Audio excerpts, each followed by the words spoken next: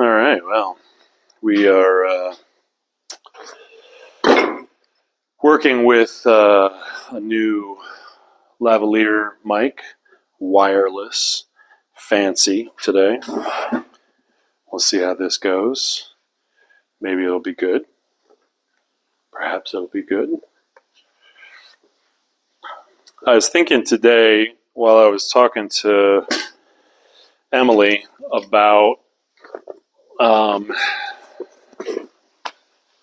teasing. Teasing. This came up for me in the context of a conversation yesterday with a friend who I know from an ADHD coaching group where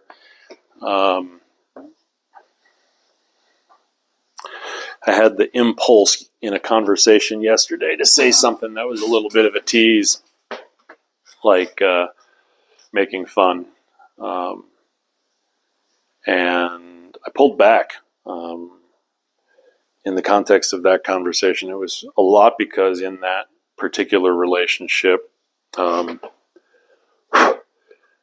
feel like one of the things that I'm doing, one of the things that I'm benefiting from is that it's an opportunity for me to practice being the best version of myself. Loud vice. The best version of myself. That it feels like when I say it in my head, and when I said it to her yesterday, it feels like a really authentic thing that describes where I'm coming from. But now saying it out loud to the camera, I feel a little bit of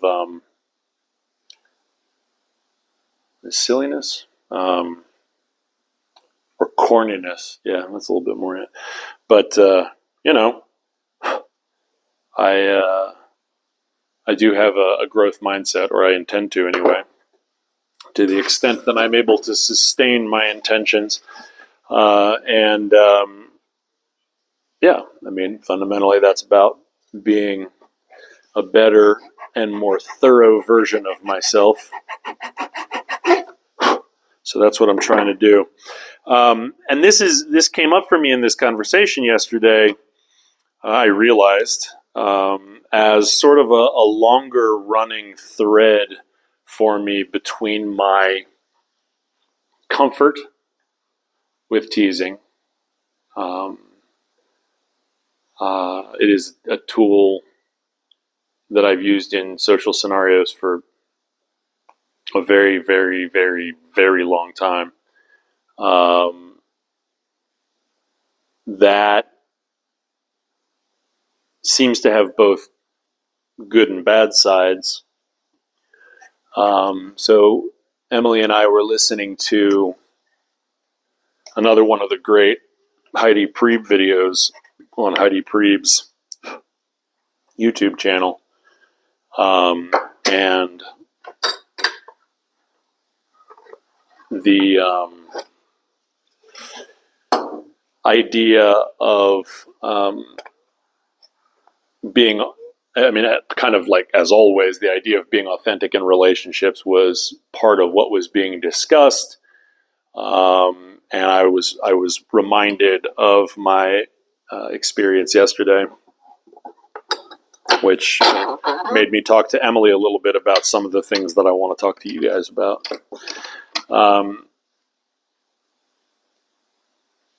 I remember being really unclear when I was younger, like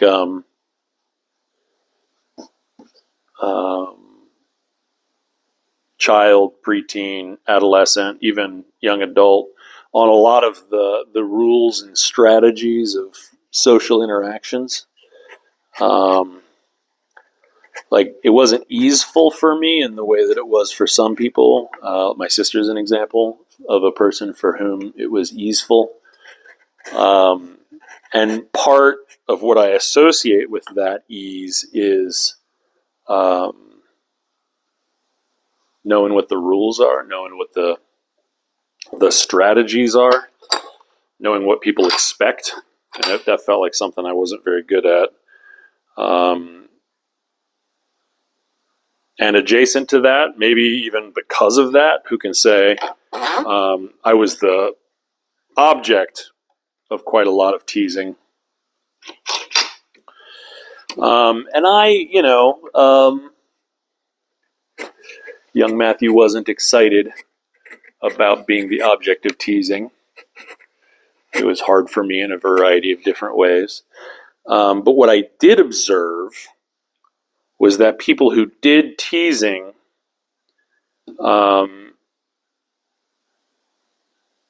got social credit of some variety through it or alongside it. And I noticed also that the teasing could occur both in a what felt to me anyway like a hostile scenario, like being made fun of for being different or being an outsider or what have you, but also in the context of more friendly circumstances, like the cool kids would tease one another about a variety of different things.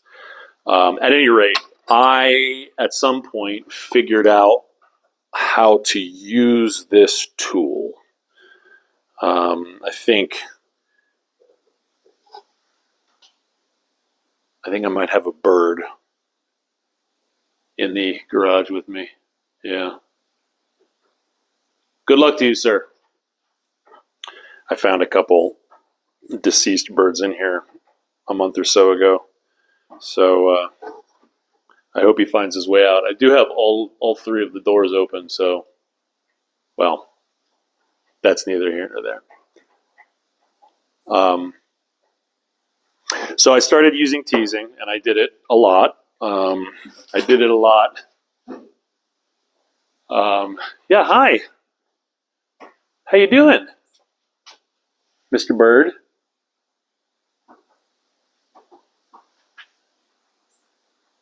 Huh. All right. Good times. I did it a lot, and there were certainly growing pains around it. Like, I did not immediately start using it deftly. It was not something that I had like out of the gate, any meaningful skill with.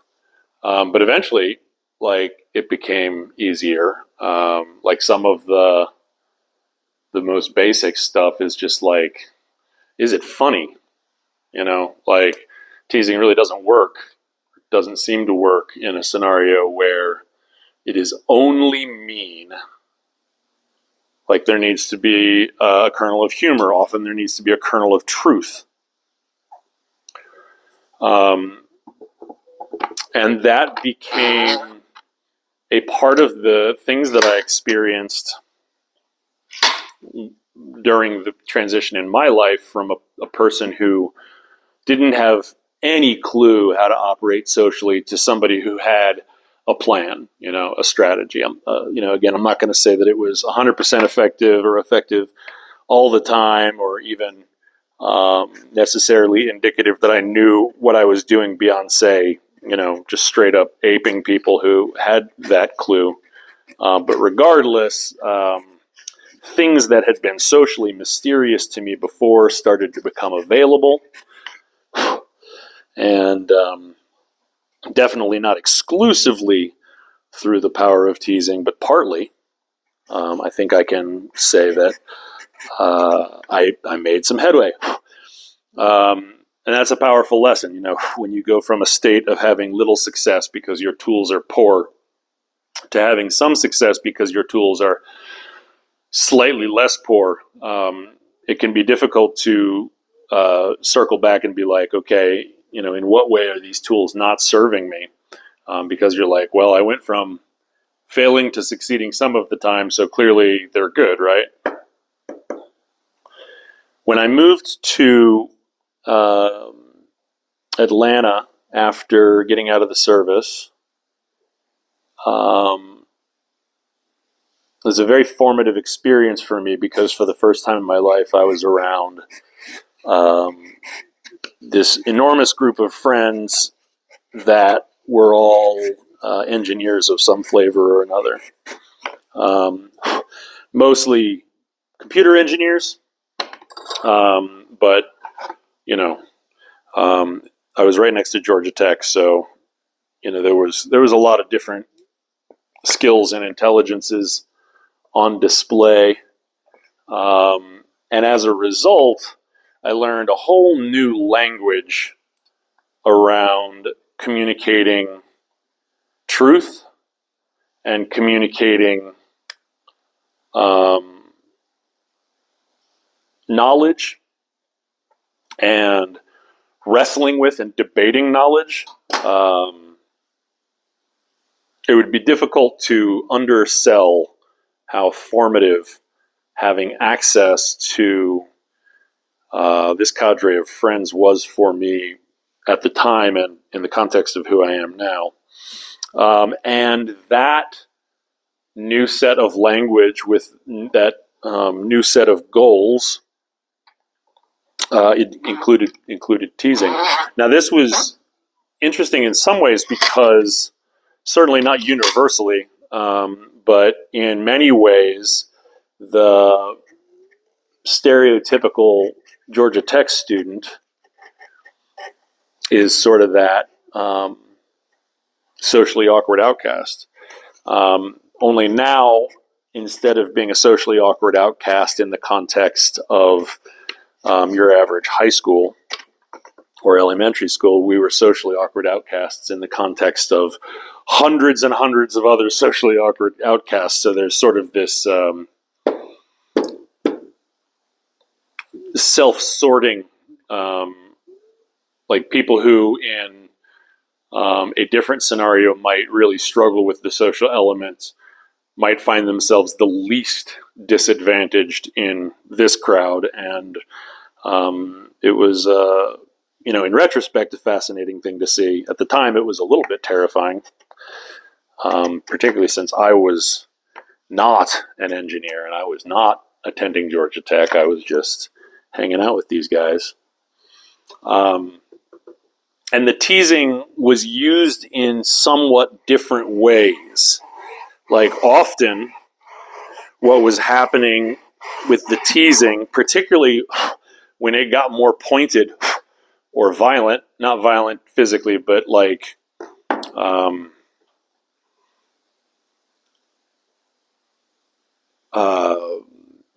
leaning heavily into ridicule.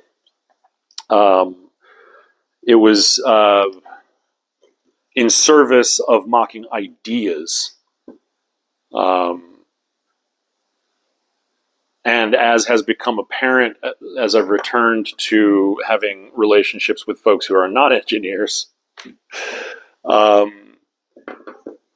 is a very, shall we say, bracing experience. Like I became used to it. I became very familiar with the notion that teasing could be quite brusque, quite pointed, like bordering on cruel, and still be acceptable social coin because what was being mocked was not me as an individual, but the ideas that I held. And I was being encouraged through this crucible to evaluate my ideas and assess whether or not they continued to make sense. Now, as an aside, I recognize that this is rhetoric, and that is not the way that I want to consider ideas on their merits. Like you can take an idea that is obviously, demonstrably, empirically false, and you put enough contempt behind it, and people second guess themselves. There's a lot of examples of that. But there is a power to it. An example would be like it's sometimes easy for people to get trapped by their own biases around what is and is not true, such that they won't properly consider a topic.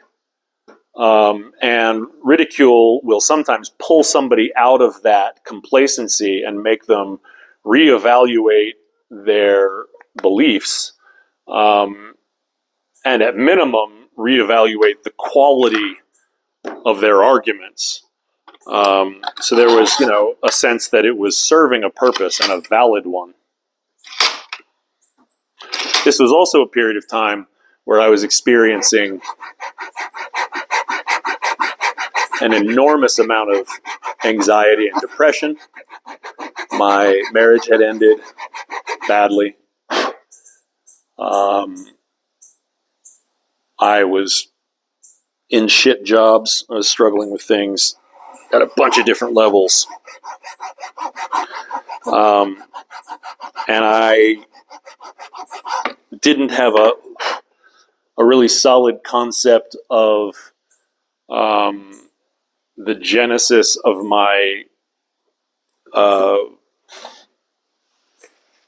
mental unease that wasn't just a set of, and this is your fault because, the things that I did to fuck up my marriage, things that I did to not take care of myself, failures as a employee, failures as a partner, or as an intellectual, yada, yada, yada. It was just a bunch of tapes in my head that were pretty maladaptive.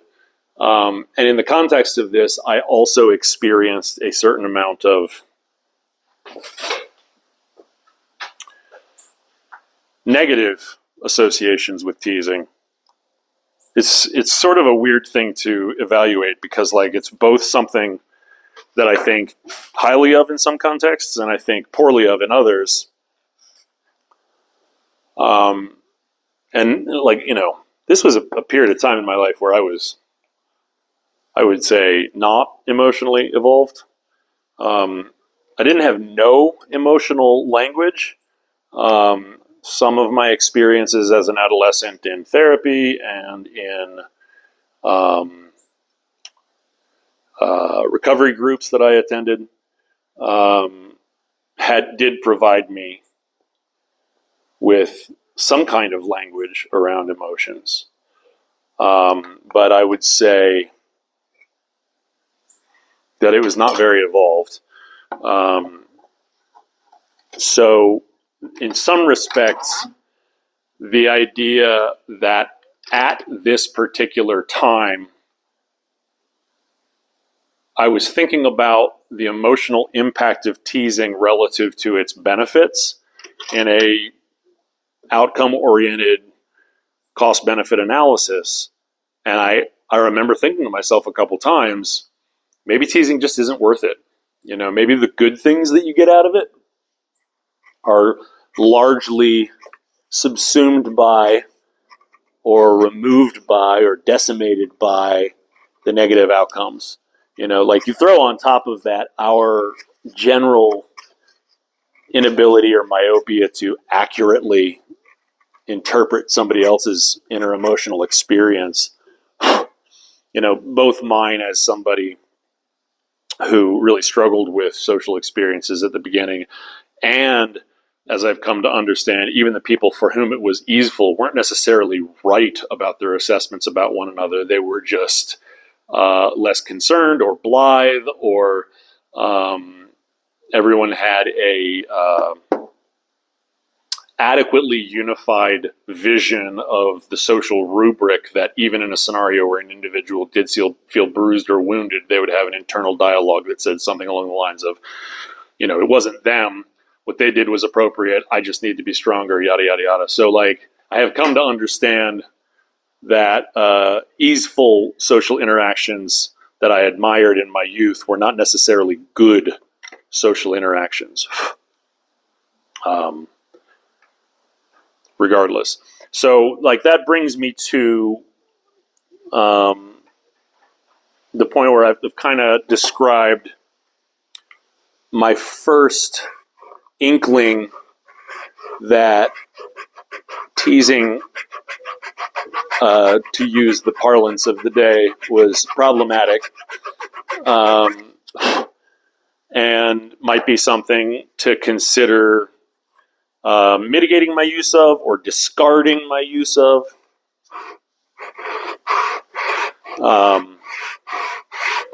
Of course, at the time, I was not really in a place where it was easy to operationalize an observation like this, like, I'm already sort of amazed that I made this observation at all in this particular period in my life. But like, to be sure, I was not good at taking a observation like this and doing anything with it. Yeah, it's pretty nice. I've gotten better. Certainly not perfect, but like, there are a bunch of ways in which some of these things that were like absurdly challenging to me in the past are easier now. And this has come up for me as an adult in a bunch of different ways. I think one of the most profound ways is the observation that even when the teasing is working correctly for the purposes that I want it to work for, most people are not receiving interactions transactionally in exclusion. To use far simpler language, it's possible to feel 2 things or 3 or 10 things, and not all at once over time. And there's feelings banks that can build up. So like, when I do something that teases someone, that might both make them laugh out loud and also get added to a list of internal criteria for evaluating self-worth. And like, holy shit, I'm not trying to do that. And then you append that to my observation about knowability. Like, how often am I like, haha, that landed well.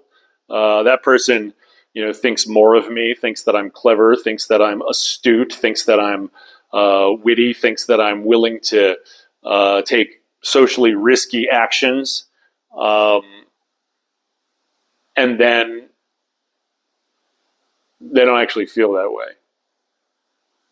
Like, none of their 1, 2, 5, 10 emotions are like in line with the interpretation that I have.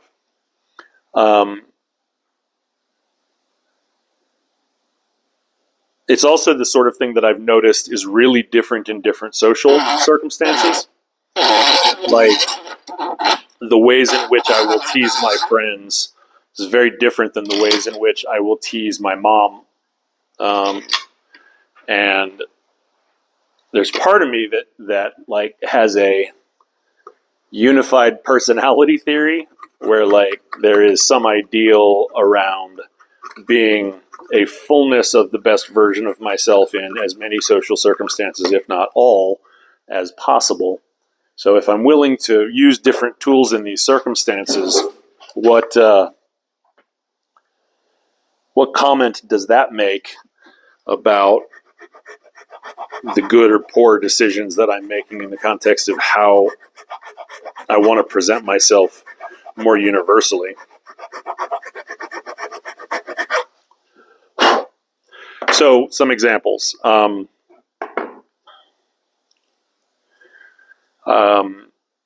We were on a family vacation one time. This is probably within the last 5 years. Could be a little bit longer. I want to say, I know exactly when it was. It was the Christmas immediately before the pandemic.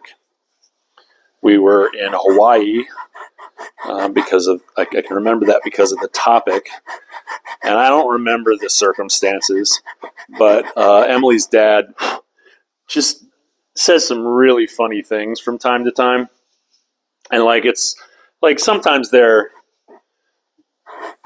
funny because he intends them to be, and sometimes they're funny because he's a funny guy.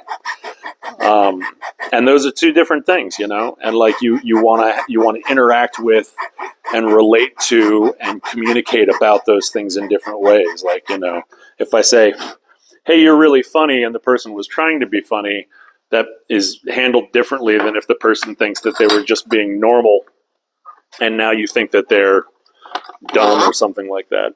Anyway, in this particular circumstance, and again, I don't remember precisely how we got to it, but he was trying to like conclude a conversation. We were probably in the car driving somewhere, maybe 5 of us, Emily and her parents and her sister and her husband. And Earl, Emily's dad, says, well, you either buy the ukulele or you don't. Which, I mean, it's pretty low key,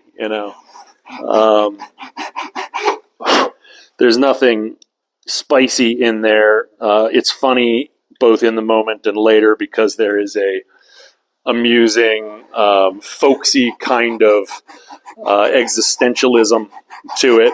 And me and Emily and Valerie, Emily's sister, thought this was hilarious. I mean, like top tier hilarious.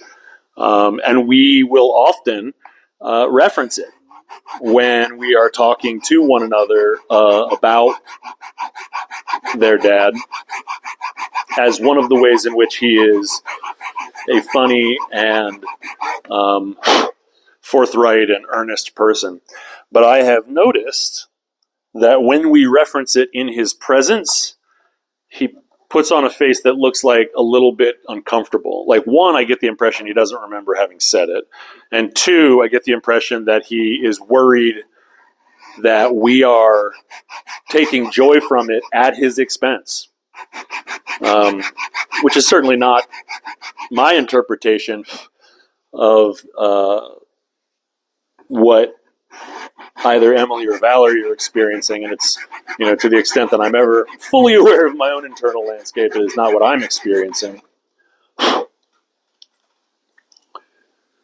But man, like, I don't want him to feel bad, like, at all. Like, how valuable is that?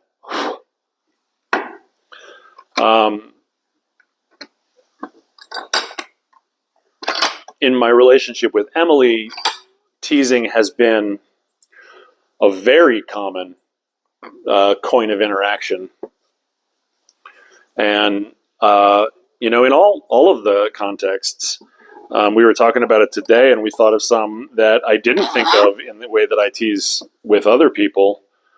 Like, there's ridiculing an idea, there's trying to be friendly and social, there's, honestly, sometimes when you're teased or when you tease, you're showing affection. Like, I am so comfortable with you that I will make fun of you because I know that you're not actually weird in the way that I'm describing you as weird, and therefore it's a juxtaposition and it's funny. And I'm also confident that you'll think it's funny and that we're both in on the joke. So there's a lot of ways that it can be seemingly positive, hence my aggressive adoption of the tool. But this is another example, an excellent example, in fact, of how it doesn't always get perceived the way that it's intended. We, for example, currently have a chore divide around cooking where she does 100% of the cooking and I'm responsible for cleanup. And unlike some of the chefs on TV, she doesn't have a rubric around implement minimization. So sometimes, like, there's quite a lot. There's quite a lot of cleanup to do. So, she'll call me up to dinner. We'll eat a lovely dinner. I'll praise the dinner. And then I'll bellyache loudly about the amount of dishes that she's left me, which I mean to be funny. And it's followed immediately by me doing those dishes without complaint. And internally, I'm thinking to myself, this is totally appropriate. There's nothing wrong here. But she's sensitive about it because, humans are sensitive. And she confided in me today that, that actually makes her concerned in a way that she doesn't let on in the moment. Which is, speaks to the point I was making earlier about it not always being obvious how it's being received.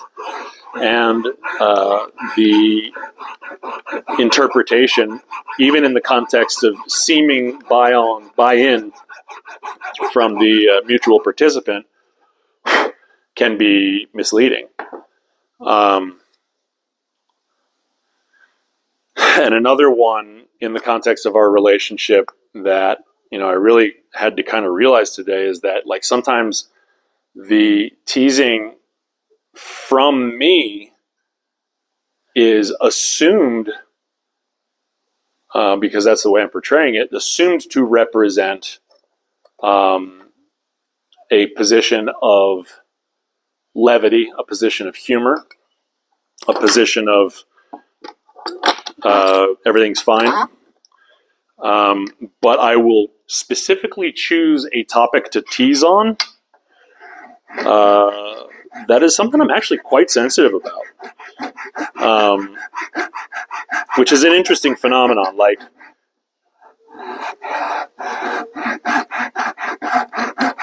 The topics that I'm sensitive about, the ones that I struggle to raise in a conversation or in a relationship,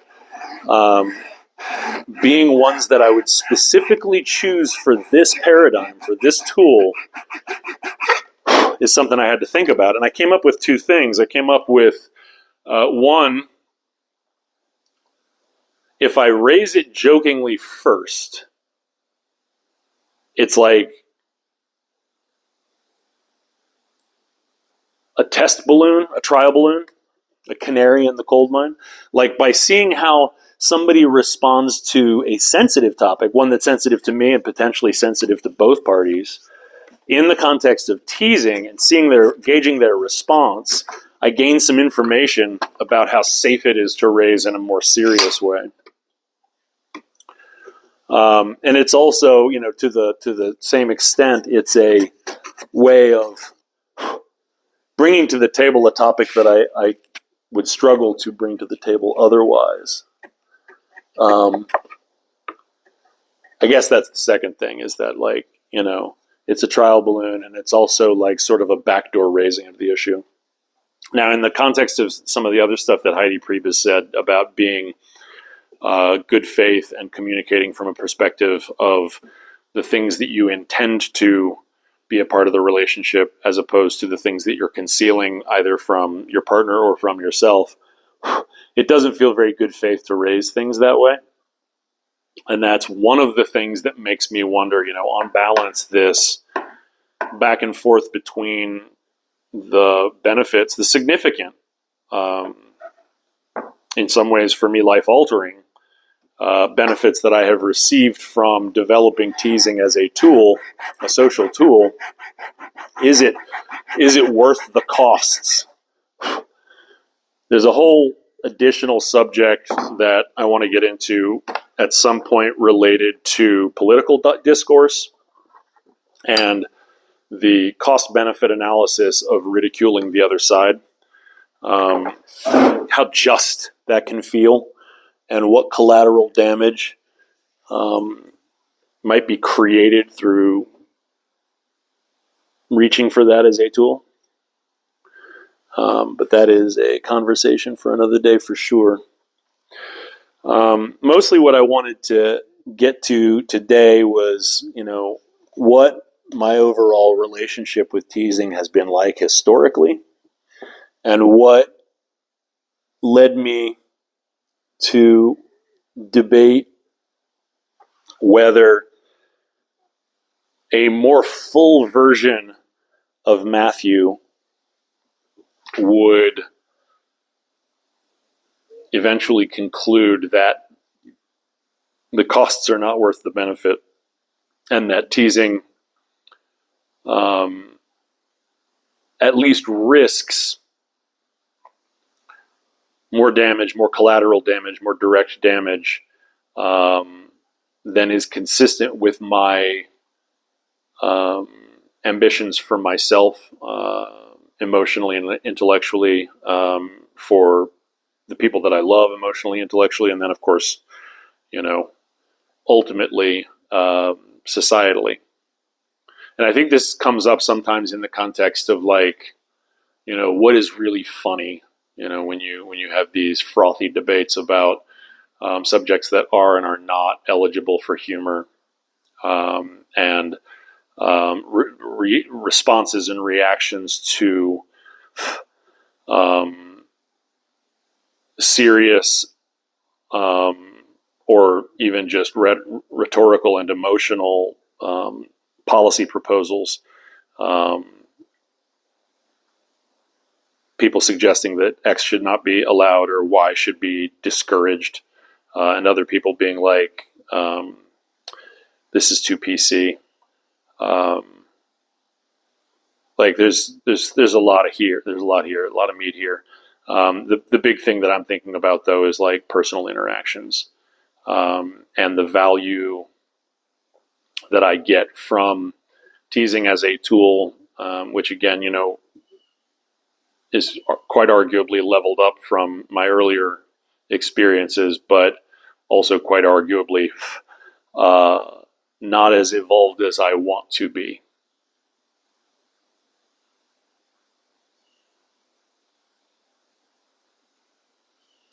As usual, I don't know anything. This is the acronym for this channel, IDKA. I don't know anything. I didn't know anything coming into this, and I'm not sure I know a whole lot more coming out of it. But I sure like exploring it. I like the discovery. And even in the process of not knowing anything and acknowledging my lack of a capacity to really solve for an answer to these questions, I enjoy exploring them with you. So hopefully we'll talk again.